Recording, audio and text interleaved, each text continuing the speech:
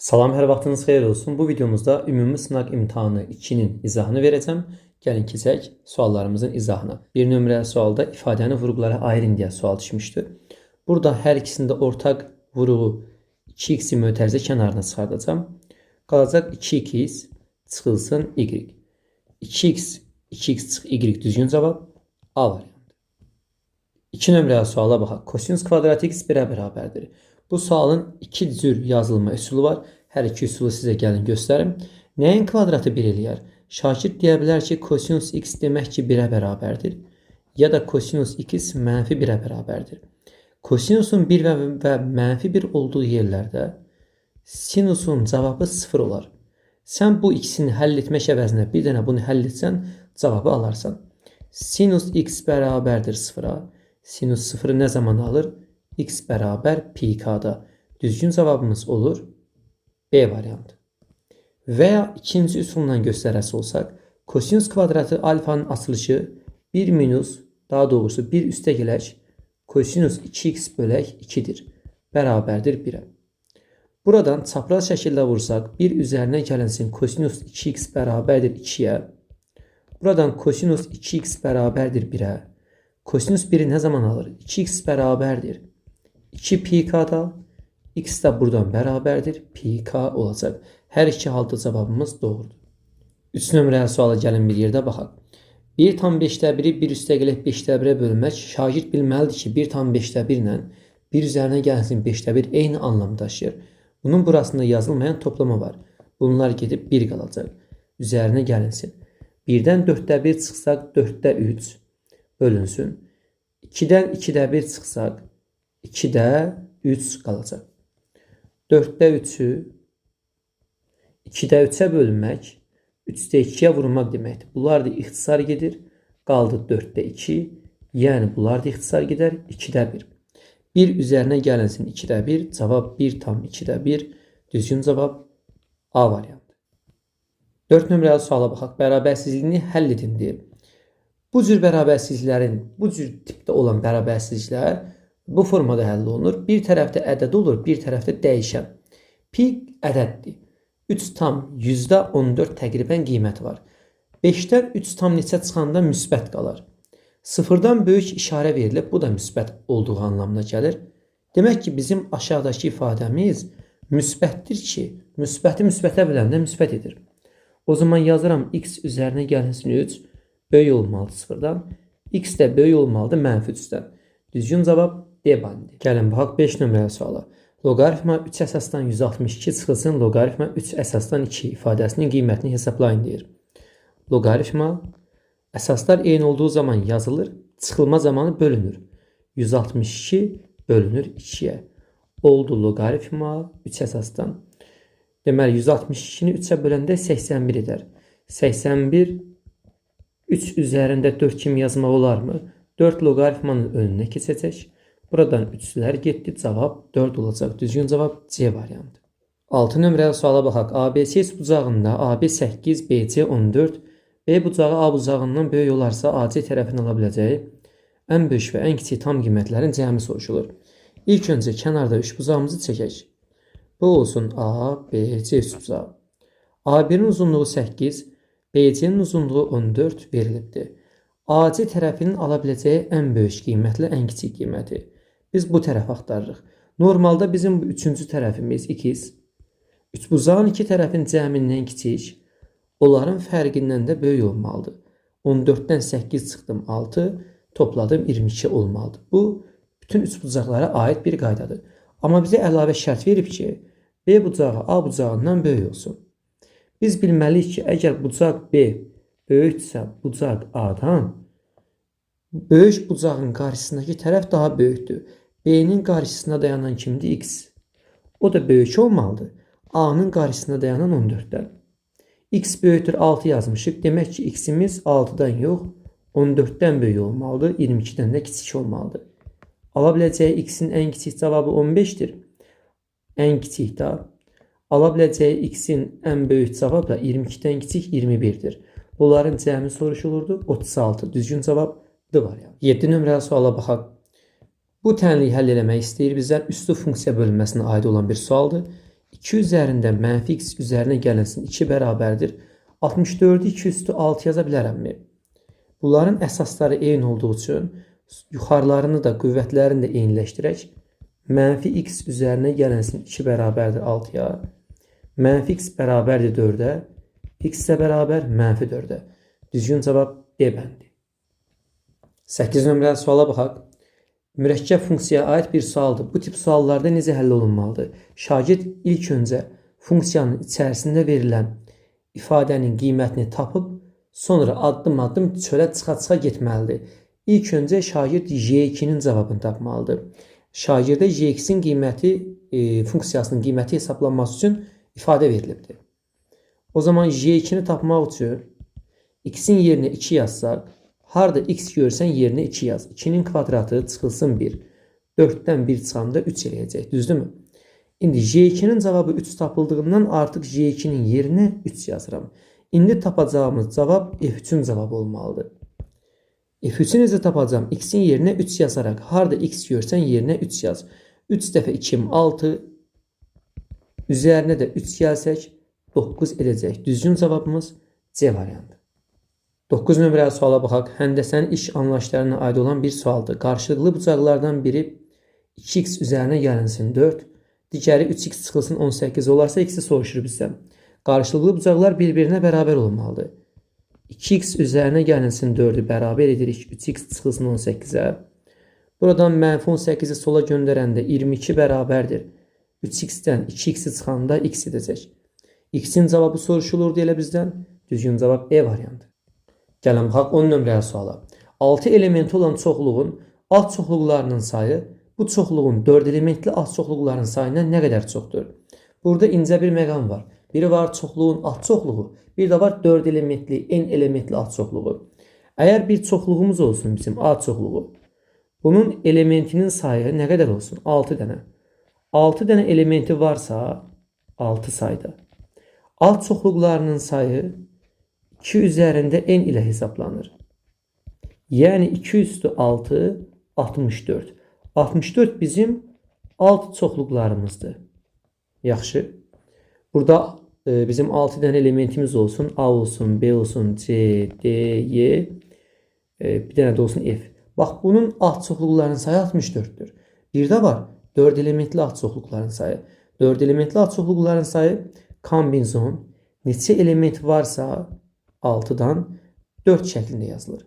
Kombinzon 6'dan 4 necə hesablanır? 6 faktorial bölünsün. 2 ədədinin fərqinin faktorialı vurulsun 4 faktorial. 6 faktorialın içərisində 4 faktorial var. 4 faktorial yazdım. Vur 5, vur 6 şəklində yazdık. Bölünsün 2 faktorial, vurulsun 4 faktorial. 4 faktoriallar buradan getdi. 5 dəfə 6 30.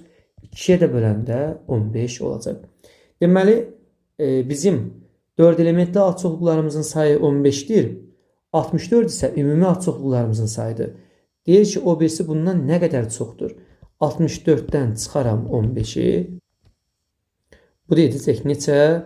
49. Düzgün cavabımız B variantı. 11 nömrəli suala baxaq. Trigonometrik funksiyaların toplama çıxma bölməsinə aid olan, trigonometrik funksiyaların toplanma teoremlərinə aid olan bir sualıdır. Burada hansı teorem var? İndi diqqətlə ona baxaq. Kosinus, kosinus, sinus, sinus. Şagird bilməlidir ki, ortada paylaşımcılıq yoxdursa, kosinusların toplanması və yaxud da kosinusların çıxılması teoremin asılışıdır bu. Kosinus, yuxarıda verilən ifadə, kosinus, kosinus, sinus, sinus olduğuna görə kosinus. Kosinusun içi çölü eyni deyil. Çıxma verilibsə 1-2 toplanma olandı. Bucaqları toplayassan. 48 ilə 12'ni toplayassan olacaq kosinus deməli 60 dərəcə. Bölünsün sinus 30 dərəcə də burada verilibdir. Kosinus 60 ilə sinus 30 eyni şeydir. Niyə müəllim? Çünki bucaqların cəmi 90 olduğundan kosinus 60 yerinə sinus 30 yazmaq olar. Bunlar bir-birini gedəcək, aparacaq. Düzgün cavab B var. 12 nömrəli suala baxaq. Kompleks ədədi verilmişdir. A-nın hansı qiymətində? Bu ədəd sırf xəyali ədəddir. Kompleks bu şəkildə yazılır, kompleks ədədi. A üzərinə gəlinsin B-i. Burada biz A-ya həqiqi hissə, B-yə isə xəyali hissə deyirik. Bizə deyir ki, bu kompleks ədədin sırf xəyali ədəd olsun. Yəni bunun həqiqi hissəsi olmasın. Həqiqi hissəsinin olmaması üçün gərək biz bunu yox edək. Yəni bunun qiyməti 0 olmalıdır. Burada bizim kompleks ifadəmizdə həqiqi hissə haradır? Bax, bu işarələdiyim yerdir. Ona görə də a kvadratı çıxılsın 3a çıxılsın 10 0 olmalıdır ki, sırf xəyali hissə qalsın. Buradan köklərimizi tapsaq, köklər hasilimiz -10 toplayanda 3 eləyəcək ədədlərimiz 5 və -2 olacaq. İndi biz bunun hansını götürəcəyik? Əlbəttə ki, 5-i götürəcəyik. Niyə -2 olmaz? A-nın yerinə -2 qoysaq, bura 0 edir. Bu da xəyali hissədir. Mən istəmirəm xəyali hissə geçsin. Mən deyirəm ki, sırf xəyali hissə qalsın. Ona görə də A-nın yerinə 5 götürək ki, 5 yazanda bu hissə 0 olsun, bu hissə də 0 olmasın. Düzgün cavabımız C variantı. Gəlin baxaq 13 nömrəli sualı.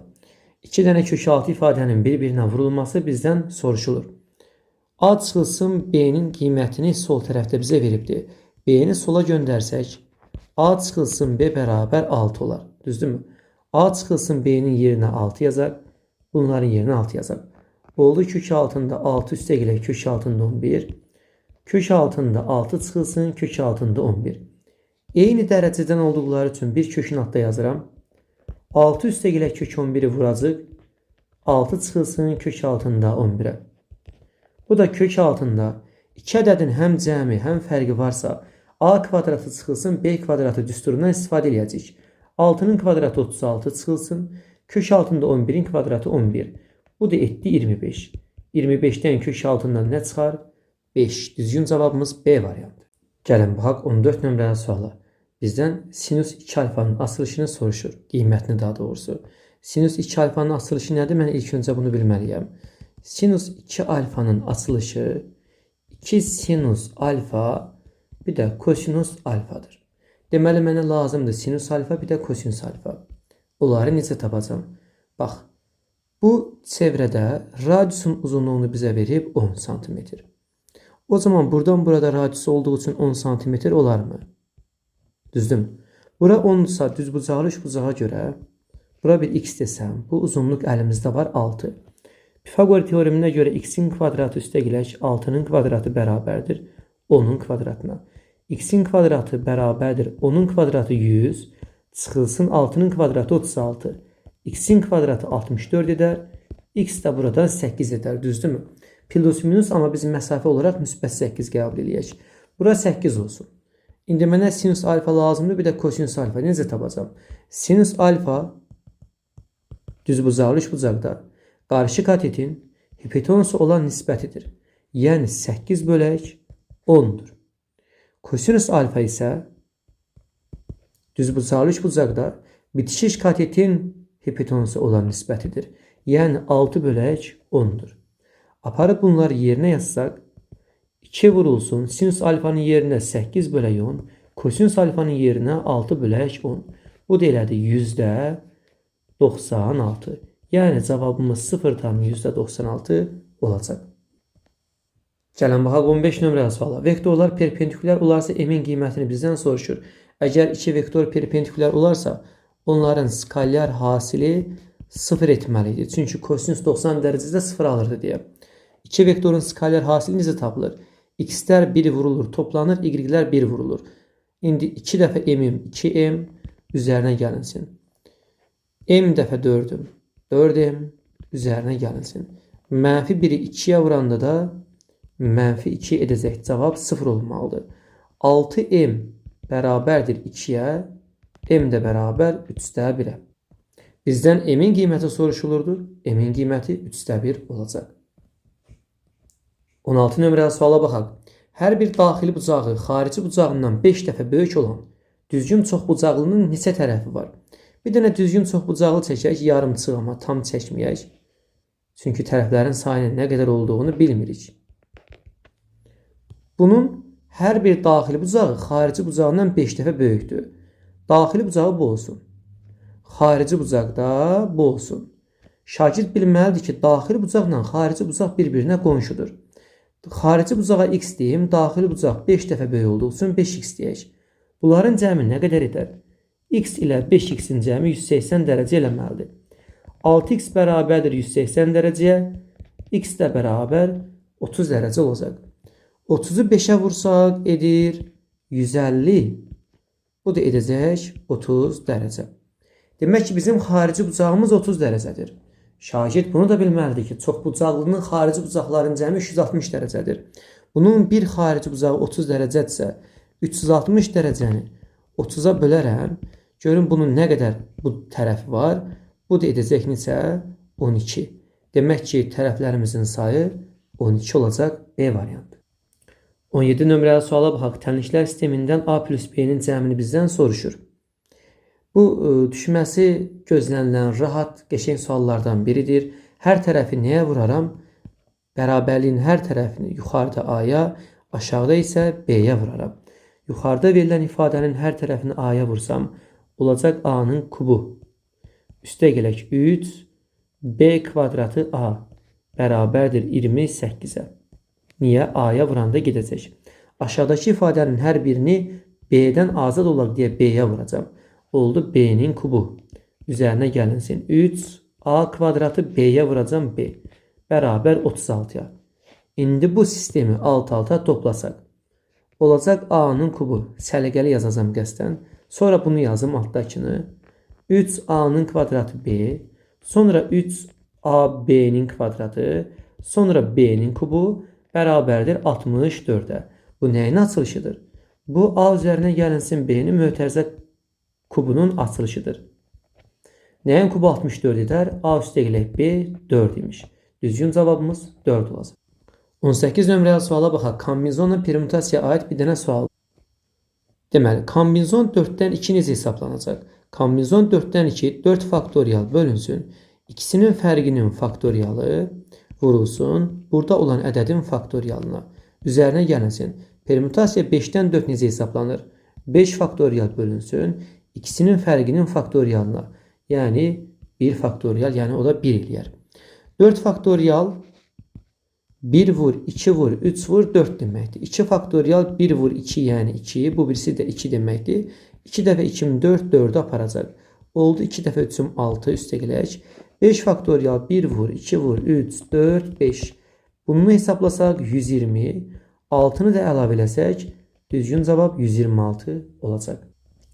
Gəlin baxaq 19 nömrəli suala. Artıq bunlar ətraflı suallarımızı diqqətli şəkildə qulaq asaq. Bizə ABCD düzbucağının diagonallarının O nöqtəsində kəsişdiyini deyir.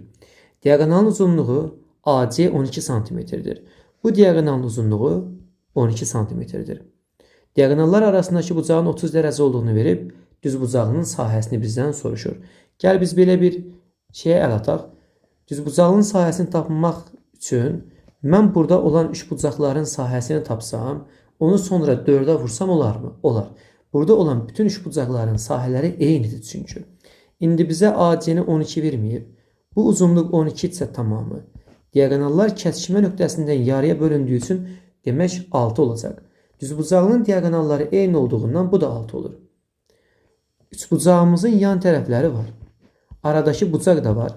Bu üçbucağın sahəsini tapmaq üçün S bərabər 2'də 1 AB sinüs alfa düsturundan istifadə edərəm. 2'də 1 yan tərəfimiz 6. Bax bu üçbucağın sahəsini tapırıq. Yan tərəf 6, digər yan tərəf 6, bir də sinus 30 dərəcə. Sinus 30 dərəcədə alır 2'də 1. 6 ilə 2'də 1 getdi 3. 6 ilə 2 getdi 3. 3 dəfə 3'üm 9. Demək bu sahə 9'dursa, demək bu sahə də 9'dur. Bu sahədə 9'dur. Bu sahədə 9'dur. 4 dənə 9'um neçə edəcək? 36 ümumi sahəni bizə verər. Gəlin baxaq 20 nömrəli suala. Bizə belə bir şəkil verilibdir. Şəkil 1'də dairə formasında olan pəncərə iki tərəfi yerə paralel olan düzbucaqlı formalı pərdə ilə örtülmüşdür deyir. Pərdə yuxarı qaldırıldıqda pəncərənin şəkil 2'dəki kimi yarım dairə olan hissəsinin, bax özəllik isə bunu vurğulayıbdır. Yarım dairə olan hissəsinin görünməsi üçün pərdə neçə vaat yuxarı qaldırılmalıdır? Biz bilirik ki artıq bizim bu pərdəmizin arxasında olan pəncərəmiz hansı formadadır şəkil olaraq? Dairə formasında, düzdürmü? Gəl istəyirsənsə bunun da rəngini elə pəncərəmizin rəngi kimi yazar. Bir dəqiqə.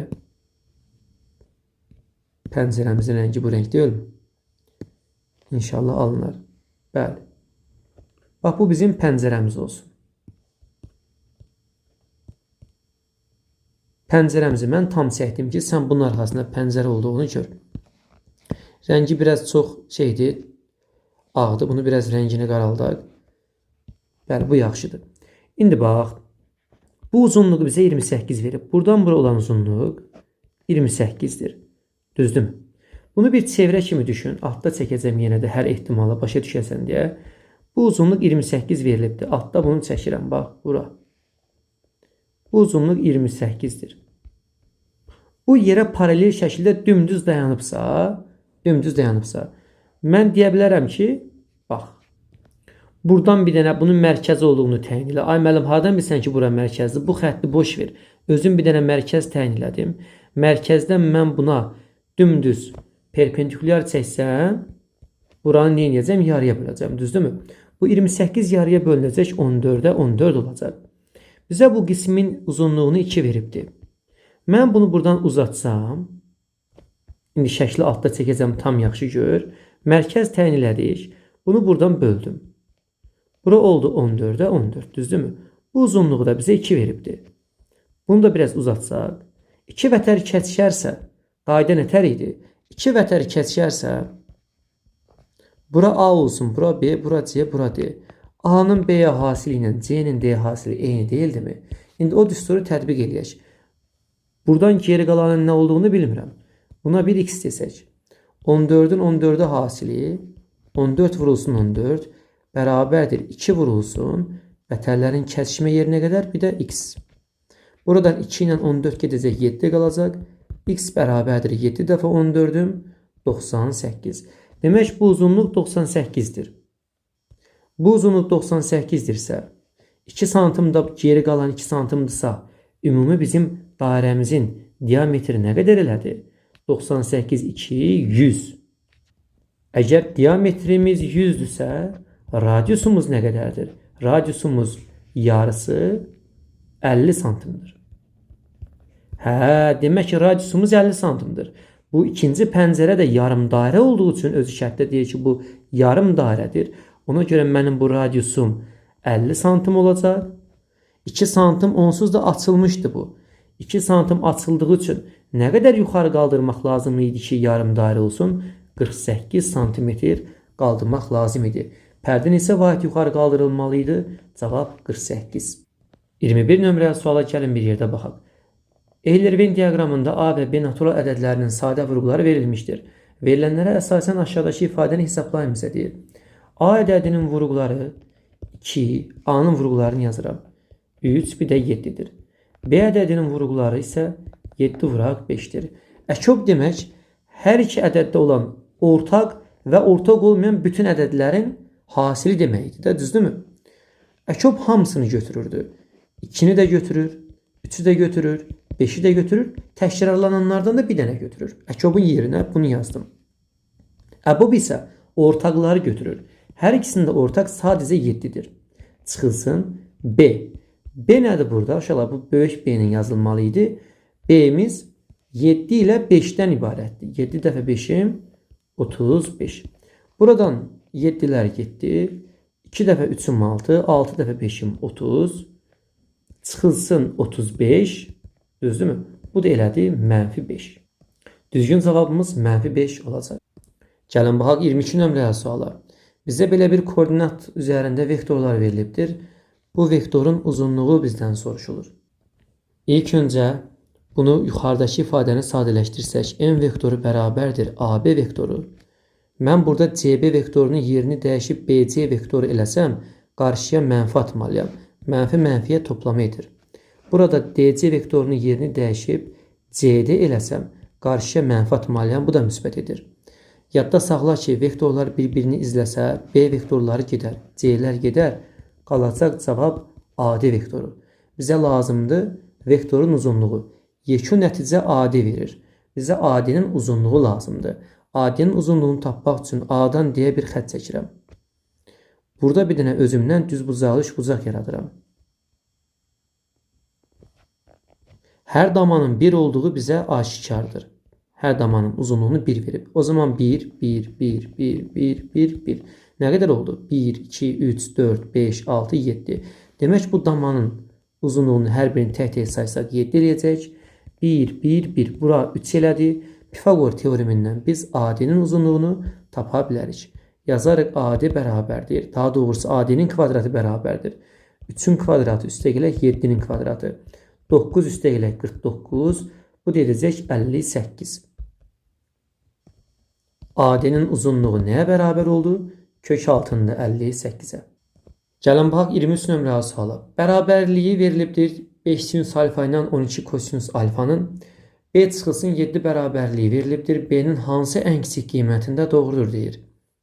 B-nin hansı ən kiçik qiymətində? Şagird bilməlidir ki, A sinus alfa üzərinə gələnsin B kosinus alfa bu ifadənin ala biləcəyi ən böyük qiymət kök altında bunun əmsallarının kvadratları cəmi. Ən kiçik də bunun yenə də əmsallarının kvadratları cəmi, amma qarşısında mənfi olmaqla. Bu nə deməkdir? İndi bizə verməyib burada 5 sinus alfa, 12 kosinus alfa. Burada sinus alfa ilə kosinus alfa ikisi də eynidirmi? Eynidir. O zaman bizim bu ifadəmizin alacağı ən böyük qiymət kök altında bu əmsalların kvadratları cəmi 25 ilə 144. Bu deyilədi kök altında 169. Bundan da nə çıxar? 13. Bu ifadələrin alacağı ən böyük qiymət 13. Ən kiçik qiymət isə mənfi 13-dür. Müsbəti tapırsan, sonra mənfiyə vurub mənfi 13 deyirsən. Demək ki, bizim bu B çıxaq 7 ifadəmiz var. Ha? Bu B çıxaq 7 13 ilə mənfi 13 arasında qiymət alır. Hər tərəfə 7 əlavə eləsək, mənfi 13 üstəgələk 7, B, 7 əlavə eləsək 20 olacaq. Bu tərəfdə eləyəcək mənfi 6. Bizə deyir B-nin hansı ən kiçik qiymətində doğrudur? B-nin mənfi 6 qiymətində doğrudur. Gəlin baxaq 24 nömrəli suala. Bizə kompleks ədədin xəyali hissəsinin vahidi verilibdir, i'lər verilibdir. Bunların hasili bizdən soruşulur. Bilirik ki, əsaslar eyni olduğu zaman, vurulan zaman qüvvətlər toplanar. İ'nin üzərində yazılmayan 1 var. 1 üzərinə gələnsin 2, üzərinə gələk 3, üzərinə gələk 4, üzərinə gələk nöqtə, ta ki üzərinə gələk 30-a kimi davam edir. İ'nin qüvvətində olan bu cəmi ədədi silsilə vasitəsilə tapsaq, Sm bərabərdir. A1 üzərinə gəlinsin Am bölək 2 vuraq n düsturu ilə hesablayaq. Burada birinci ədədimiz 1-dir. Ədədi silsilə olduğunu hardan bildim? Çünki eyni qədər artdıqları üçün mən ədədi silsilə düsturundan istifadə edib onu tapacağım. Sonuncu ədədimiz Am 30-dur. Bölək 2 vurulsun. 1-dən 30-a kimi nə qədər ədəd var?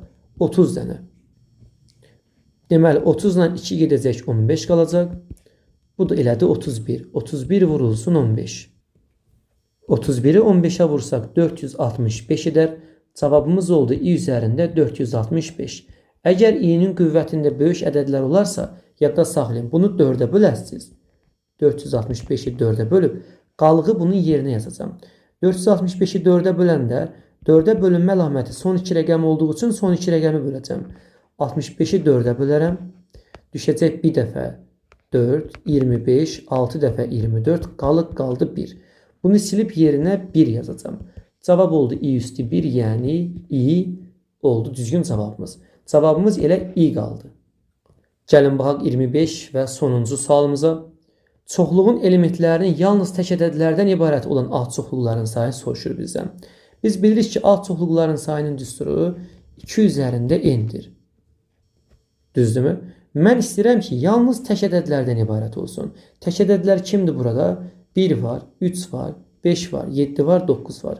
Mən istəyirəm ki, mənim çoxluğum 1-dən, 3-dən, 5-dən, 7-dən və 9-dan ibarət olsun. Elementlərimin sayı 1, 2, 3, 4, 5 dənə oldu. Ona görə də alt çoxluqlarımın sayı 2 üzərində 5, yəni 32 olmalıdır, düzdürmü? 32 olduğu zaman bunlar kim olacaq? 1, 3 ola bilər, nə bilim, 1, 5 olar, sonra 5 olar, təkcə 7 olar, 9 da olar. Bunların içində, bu 32 dənənin içində bilsən nə olacaq əlavə olaraq? Bir dənə də boş çoxluq olacaq. Çünki yadda saxla, bütün az çoxluqları tapanda içində bu boş çoxluq da gedir. Amma mən sənə boş çoxluğu istəmirəm. Deyirəm ki, yalnız tək ədədlərdən ibarət olan az çoxluq olsun. İndi boş çoxluq bu 32 dənənin içində getdi. Bunun içində tək ədəd görürsən? Görmürəm. Ona görə də 32 dənə çoxluğun içindən o boş çoxluğu çıxacam. Cavabımız 31 olacaq. Beləliklə ümumi sınaq imtahanının 2-nin izahı yekunlaşdı. Ümid edirəm qaranlıq qalan bir məqam olmadı. Kimdəsə olsa rəy bölməsində və yaxud da şəxsiyə mesaj göndərərək ünvanlaya bilər sualını. 3-cü imtahanda görüşənədək.